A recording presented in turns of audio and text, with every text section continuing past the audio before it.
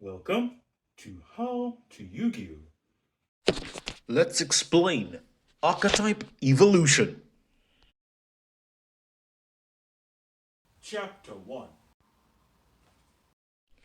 So in this video, I'm going to talk about archetype evolution and how I feel the archetypes has evolved and how Konami is evolving them. With that being said, let's get on with the rest of the video. Chapter 2. Okay, so let's talk about it.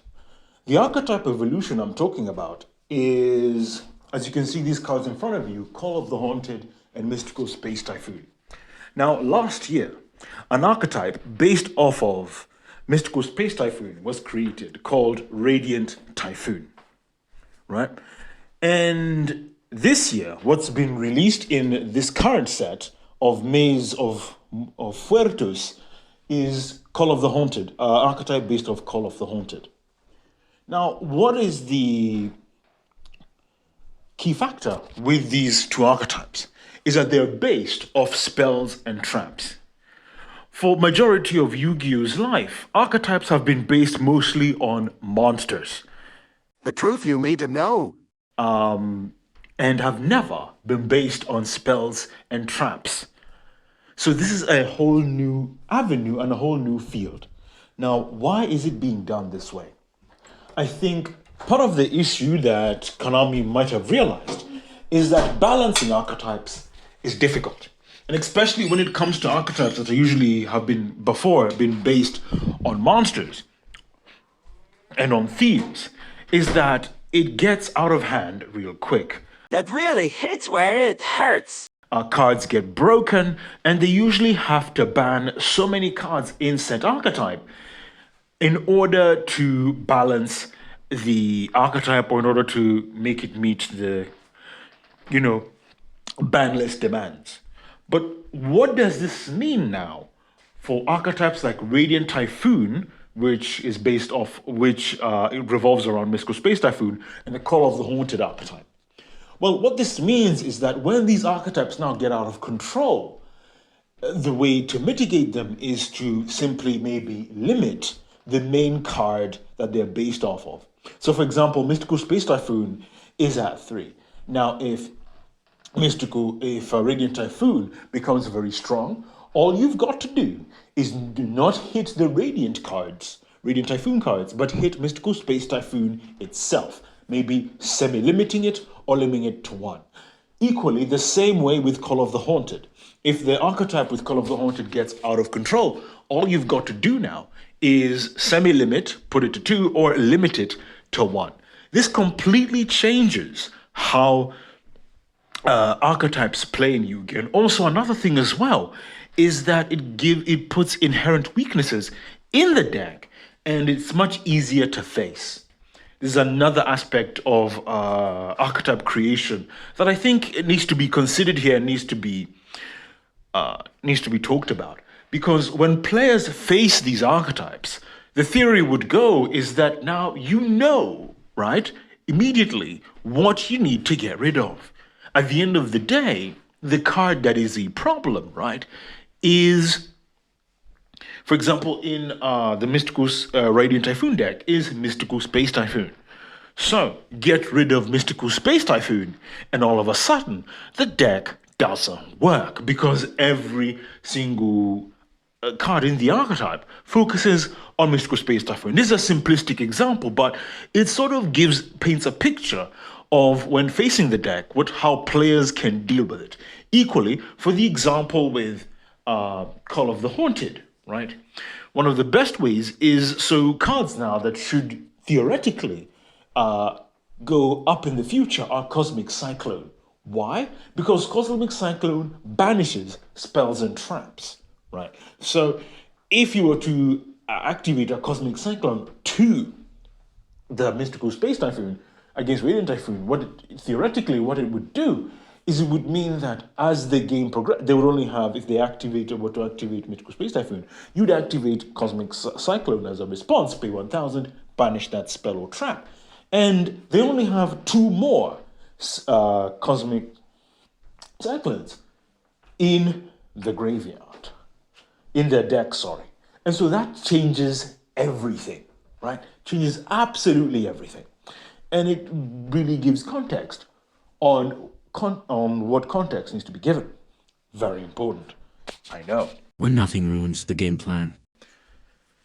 And I think this is a great way of balancing archetypes in the future. And I like this kind of evolution. It might be the way to make archetypes balanced and fair. It might also be the way to make sure that when archetypes are created, they don't go out of control. Well, let's go on to the next slide as I talk about this a bit more. Chapter 3. So overall, what I want to say when it comes to the archetype evolution of using spells and traps and basing archetypes around spells and traps is interesting.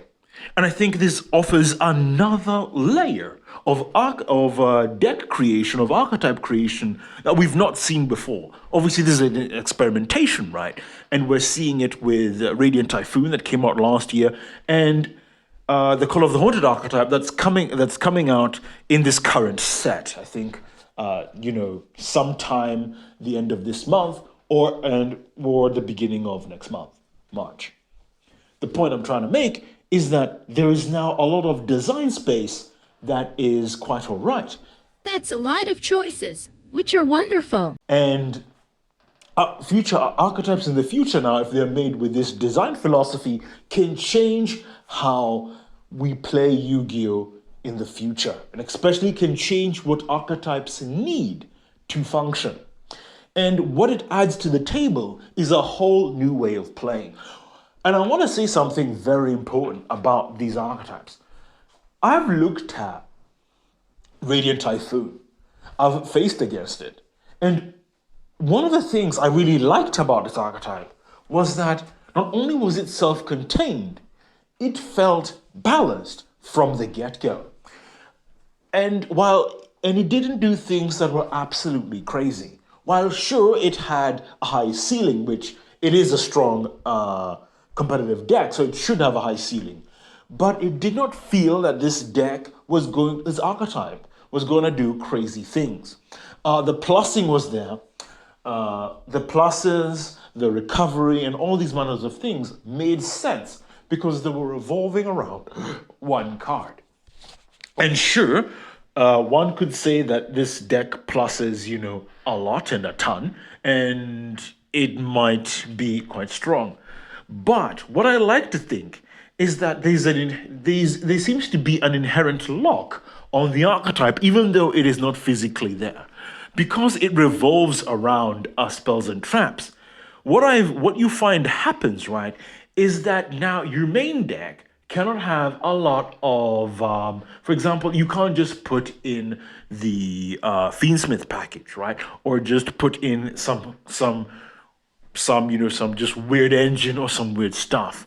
Because these are spells and traps, you need to have consistency to get your spells and traps. Facts.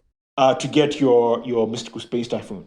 And because it's a spell and not a monster, spells and traps in Yu-Gi-Oh! Are much harder to search than monsters in general.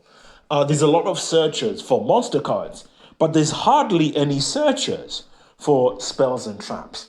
And while there are searchers for spells and traps, they completely change deck building, right? And so you find now that the decisions you've got to make to deck build are completely different because you don't have a limited amount of searching anymore because your search targets don't exist. Is there a way in Yu-Gi-Oh! Currently to search Call by the Grave outside of the archetype with generic cards? Absolutely not. There's no way to search continuous cards. Is there a way in modern Yu-Gi-Oh! To search quick play spells? Absolutely not. There's no generic way to search it. And that's what needs to be considered here, and that's what's very, very important. There's no way to generically search a quick play spell or a continuous trap. Because there's no generic way to search them, This now means that the archetypes based off of these cards, they have to carry all the weight. Whereas before, when we had modern archetypes, since there's loads of ways to search monsters with generic spells and traps like reinforcement of the army, search warriors, etc. Fossil dig, search dinosaurs, you know, Fire Fist, Brotherhood Tanky, such as Beast Warrior. You get the general idea. There are very many cards or very many ways to search specific types or specific monster that you need to search. However, if you flip that same question and ask, is there a way to search just a generic quick play spell? Absolutely not. Is there a way to search a generic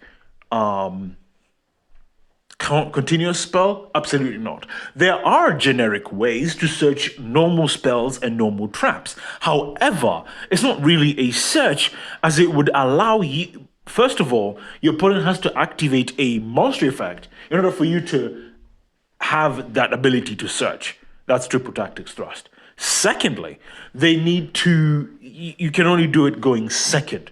Might I add, and it's usually like a going second card. So while there is a way to generically search spells and normal spells and normal traps, it is a bit hard locked with the fact that you've got to be on the losing streak.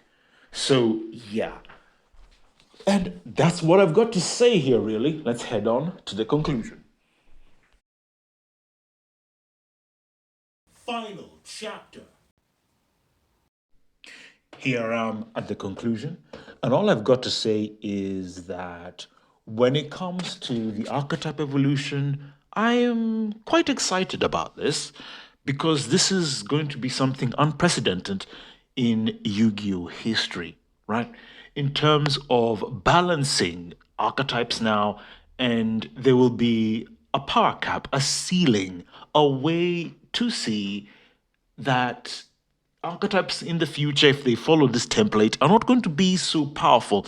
I think they're going to be balanced and easily manageable, especially on the ban list. It's going to be interesting following this year with the release, obviously, of the Call of the Haunted End, but now I think with Radiant Typhoon, which is based around Mystical Space Typhoon, as I showed earlier in this video, how this archetype is going to be balanced is going to be hit moving forward, what impact it's going to have on the game, and whether this is an archetype which is worthy to get hit. Well, that's all I've got to say in this video. Tune in next time as I talk about more things on this channel. Hope to see you soon. We come to the end of this video. So, as I like to say, you are one step closer to becoming a Yu-Gi-Oh master. My fate, right, is in your hands.